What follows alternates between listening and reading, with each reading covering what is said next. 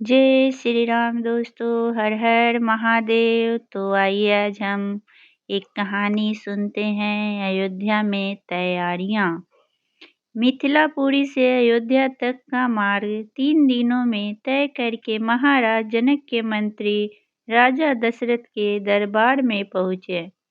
रत्नजटित सिंहासन पर विराजमान महाराज दशरथ का सादर अभिवादन करने के पश्चात मिथिला के मंत्री ने कहा, हे राजन, मिथिला नरेश ने आपका कुशल समाचार पूछा है और महर्षि विश्वामित्र की आज्ञा से उन्होंने आपके पास यह संदेश भेजा है कि समस्त संसार को ज्ञात है कि मिथिला के राजा जनक की पुत्री सीता अत्यंत रूपवती, लावण्यमयी एवं समस्त सद्गुणों से संपन्न है। राजा जनक ने अपने यहाँ एक यज्ञ किया था। उसमें उन्होंने यह प्रतिज्ञा की थी कि जो कोई भी भगवान शंकर के विख्यात धनुष पिनाक पर प्रत्यंचा चढ़ा देगा, उसके साथ वे राजकुमारी सीता का विवाह कर देंगे। उस यज्ञ में महामुनि विश्वामित्र, राम और लक्ष्मण दोनों राजकुमारों के साथ जनकपुरी पधारे।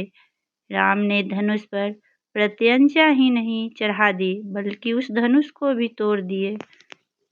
इस प्रकार उन्होंने अपने अद्वितीय पराक्रम से सीता को प्राप्त कर लिया है।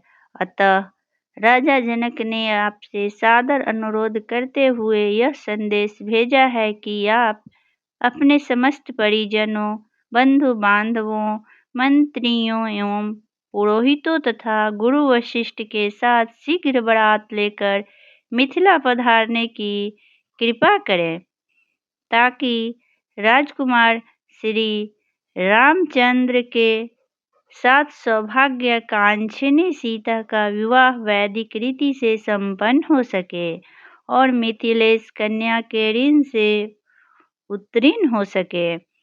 इस शुभ संदेश को सुनकर महाराज दशरथ अत्यंत प्रसन्न हुए।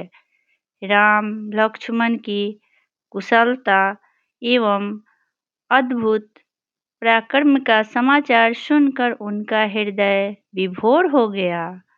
वे मंत्रियों से बोले, मंत्रीवर, हमारा हृदय राम और लक्ष्मण से मिलने के लिए बहुत व्याकुल हो रहा है। इसलिए आप शीघ्र ही परिजनों एवं दरबार के सभासदों के साथ जनकपुरी चलने की व्यवस्था कीजिए। समस्त बंधु बांधवों, राज्य के प्रतिष्ठित सेठ, साहूकारों, विद्वानों आदि सबको बारात में चलने के लिए निमंत्रण पत्र भिजवाइए। सेनापति जी से कहिए कि वे शीघ्र चतुरंगिनी सेना को तैयार होने का आदेश दें।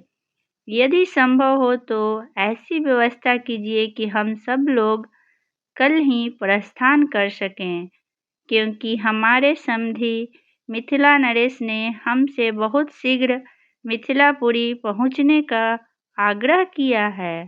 साथ ही परम पूज्य राजगुरु वशिष्ठ जी, वामदेव, जाबली, कश्यप, मार्कंडेय जी और महर्षि कात्यायन आदि ऋषि मुनियों से भी यह प्रार्थना करें कि वे कल प्रातः काल ही हम लोगों के चलने से पहले ही जनकपुरी के लिए प्रस्थान कर जाएं। इस बीच में हम तीनों महारानियों को यह शुभ समाचार देने के लिए जाते हैं।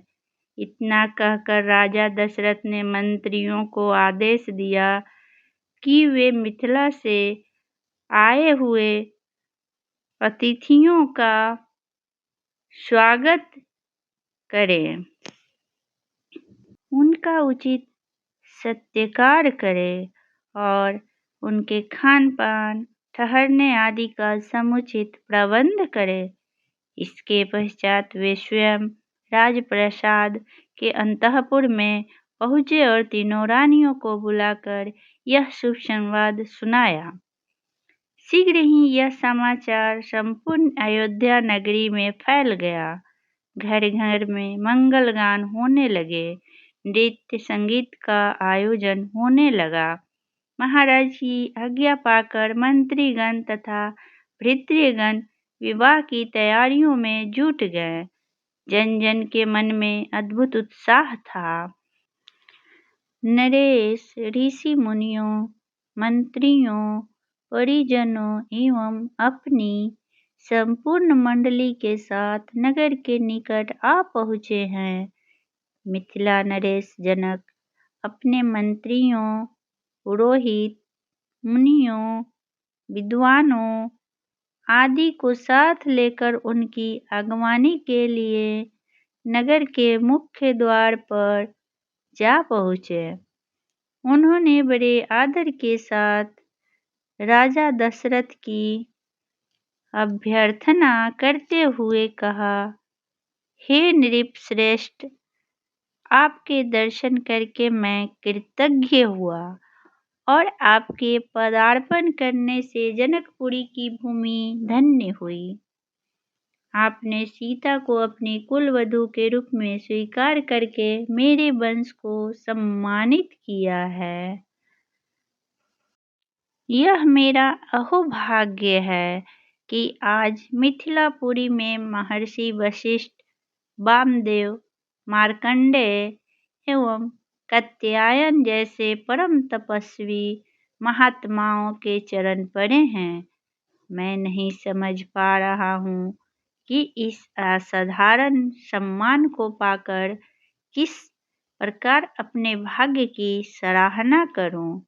इस प्रकार समस्त आगत महानुभावों का सत्कार करके महाराज दशरथ को उनके साथ आए हुए ऋषि मुनियों, बंधु बांधवों, मंत्रियों एवं सैनिकों को जनवासे में ठहराने की उचित व्यवस्था की। जनवासे में राजा दशरथ बहुत देर तक मुनि विश्वामित्र और अपने दोनों पुत्रों के साथ बैठे हुए उनके कृत्यों और पराक्रम का विवरण सुनते रहे। इस विवरण को सुनकर कभी वे आनंद से रोमांचित हो जाते, कभी आश्चर्य से दांतों तले उंगली दबाने लगते और कभी प्रशंसा से अपने राजकुमारों की पीठ थपथपाने लगते। बातचीत करने के पश्चात भोजन आदि से निर्वित होकर वह विश्राम करने चले गए। धन्यवाद दोस्तों। नमः शिवाय। जय श्री राम।